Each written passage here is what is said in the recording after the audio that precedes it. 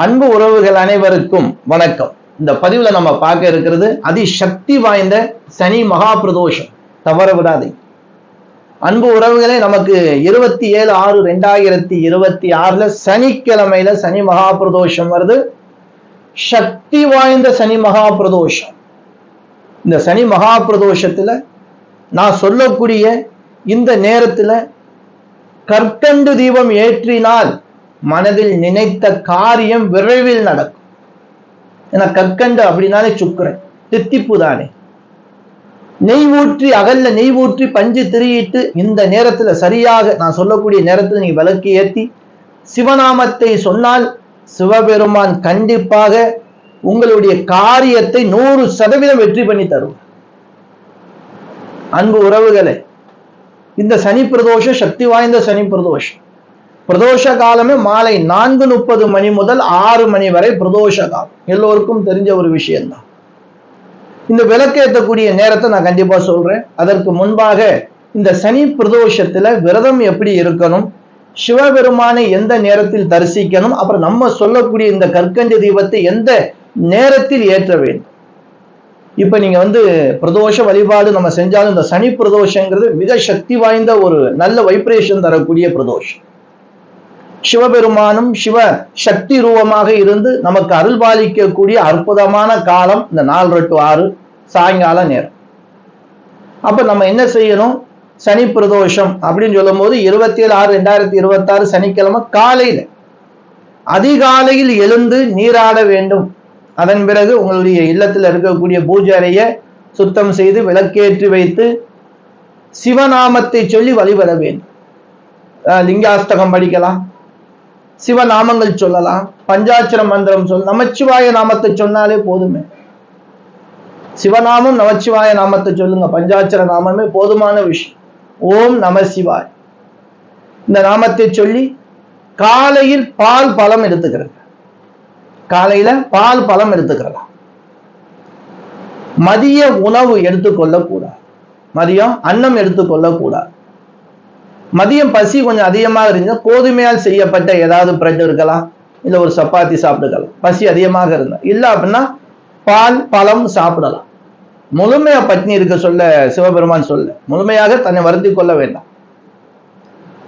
அடுத்து பார்த்தீங்கன்னா மாலை ஆரம்பிச்சிடும். சாயங்கால நேரம் பிரதோஷ காலத்துக்கு சிவபெருமான் ஆலயத்துக்கு போகணும். சிவபெருமான் ஆலயத்தில் நடக்கக்கூடிய அபிஷேகத்தை பார்க்கணும். அதுவும் நந்திக்கு அபிஷேகம் நடக்குது பாருங்க, அது சீக்கிரம் முன்னாடி பண்ணிடுவோம். அதெல்லாம் பாருங்க. உங்க ஊருக்கு அருகாமையில் உள்ள சிவாலயங்கள்ல எந்த நேரத்தில் அபிஷேகம் நடக்கணும் அங்க உள்ள அர்ச்சகர் பூசாரத்தை கேட்டு வச்சுக்கணும். பசும் பால் வாங்கி கொடுங்க, ரொம்ப விசேஷம். பசும் தயிர் ரொம்ப ரொம்ப விசேஷம். இளநீர், சந்தனம், திருநீர், பன்னீர், கரும்பு சாறு இதெல்லாம் வாங்கி கொடுங்க, ரொம்ப ரொம்ப விசேஷம். வில்வ இதழ் அர்ச்சனைக்கு, நந்திக்கு அருகம்புல், அம்பாளுக்கு வாசனையான மலர். அப்ப நம்ம விரத காலங்கிறது காலையில 6 மணில இருந்து மாலை 6 மணியோட பிரதோஷம் முடிஞ்சோன்னு முடிஞ்சுது. அதுக்கப்புறம் ரொம்ப பேர் அன்பு உறவுகள் கேட்டார், சாமி அதுக்கப்புறம் ஏதாவது நாங்க ஆசைப்பட்டதை சாப்பிடலாமா? அந்த நாள் முழுவதும் சைவ சாப்பாடு சாப்பிடலாம். அதுக்கப்புறம் நீங்க அன்னம் எடுத்துக்கலாம், தோசை இட்லி எது வேணுமாலும் சாப்பிடலாம். மாலை 6 மணியோட பிரதோஷ காலம் முடிஞ்சிருச்சு. இந்த விளக்கு ஏற்றக்கூடிய நேரத்தை சொல்லுங்க சார். ஒரு அகல், அதாவது எப்பயுமே அகல் சிறுசா இருக்கும், கொஞ்சம் ஓரளவுக்கு பெரிய அகலா எடுத்துக்கிறது கொஞ்ச நேரம். ஏன்னா நம்ம அதுல 9 டைமண்ட் கற்கண்டு உள்ள சேர்க்கும். அப்போ முன்னாடியே கற்கண்டு வாங்கி வச்சுக்கிறது. அந்த கற்கண்டுல 9 பீஸ் மட்டும் தனியா எடுத்து ஒரு அகல் நெய், சுத்தமான நம்ம சாப்பிடக்கூடிய நெய்யா இருந்தா ரொம்ப நல்லது. பசு நெய் பெரும்பாலும் கிடைக்கிறதுல ஓரளவுக்கு நம்ம சாப்பிடக்கூடிய நெய்யை, தீப நெய்யை ஊத்திராது இந்த பரிகாரத்துக்கு.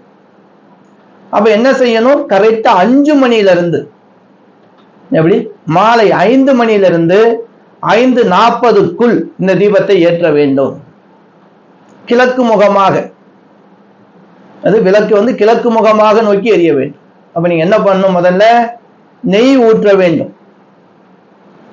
நெய் ஊத்திட்டு பஞ்சு திரியிட்டு விளக்கு ஏத்திரும். விளக்க கொளுத்திட்டு விளக்கு எரியும் இல்லையா? விளக்கு எரிஞ்சிட்டு இருக்கும் போது 9 டைமண்ட் கற்கண்ட கல்லு கையில் எடுத்துக்கிறோங்க. ஒண்ணா போடுங்க. நமச்சிவாய், ஓம் நமச்சிவாய், ஓம் நமச்சிவாய். இப்படி 9 டைமண்ட் கற்கண்ட ஒவ்வொரு நாமம் சொல்லி அந்த நெய்யில சேரும். சூடாக என்ன செய்யும், நெய் இலக ஆரம்பிச்சிடும். அந்த கற்கண்டும் அதுல சேர்ந்து மணக்க ஆரம்பிச்சிடும். அந்த வாசம் அதுல வர ஆரம்பிச்சு. இந்த 9 டைமனுடைய கற்கண்டு உள்ள சேர்க்கும் போது நவக்கிரக தோஷம் நிவர்த்தி ஆகும், மனக்கவலை தீரும், மனப்பிணி தீரும், காரிய தடைகள் எல்லாம் நிவர்த்தி ஆகும். ஏன்னா நம்ம போடுற நெய்யையும் சுக்குறேன், அதுல போற டைமண்ட் கற்கண்டும் தித்திப்பிள்ளை அச்சுக்குறேன். அந்த எரியிற ஜோதி பகவான், சிவபகவான், சிவபெருமான், சிவசக்தி. நம்ம என்னெல்லாம் மனசுல எண்ணி அதுல சேர்க்கிறோமோ அந்த டைமண்ட் கற்கண்ட நமச்சிவாயங்கிற நாமத்தை சொல்லி அதெல்லாம் உங்களுக்கு சீக்கிரமே நிறைவேறும். திருமண தடை இருக்கா? ஓம் நம சிவாயா, என் பிள்ளைக்கு திருமண தடை நீங்கி நல்ல வரன் கிடைக்கணும் போடுங்க.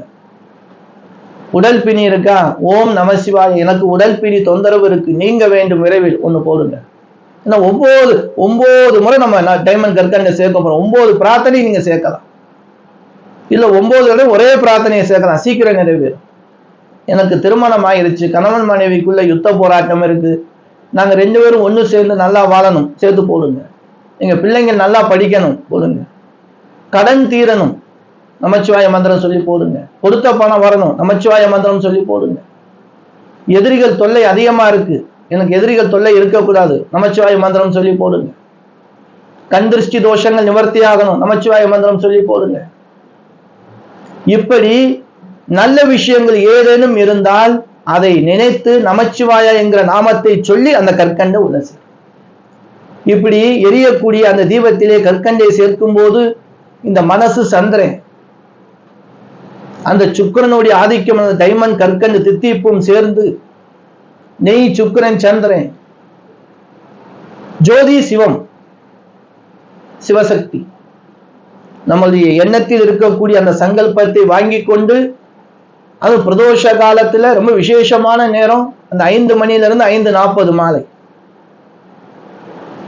நீங்க வழிபடும் போது நீங்க நினைத்த காரியம் விரைவில் நடக்கும். அன்பு உறவுகளே, சக்தி வாய்ந்த பரிகாரம், எளிமையான வழிபாடு, சக்தி வாய்ந்த பரிகாரம், பெரிய செலவுலாம் இல்லை.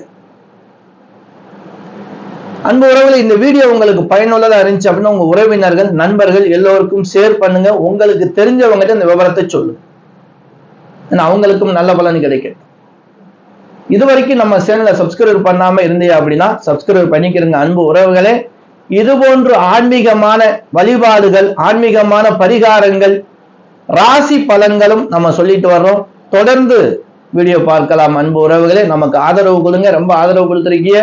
ஆதரவு கொடுக்கறது மட்டும் இல்லாம வீடியோ பாருங்க, ஃபுல்லா பார்த்து ஷேர் பண்ணுங்க, எல்லோருக்கும் போய் சேரட்டும். அன்பு உறவுகளை, மீண்டும் சந்திக்கும் வரை நான் உங்கள் ஈஸ்வரன், சீதாராம ஜோதிடரின் அனைத்து அன்பு உறவுகளுக்கும் வணக்கம்.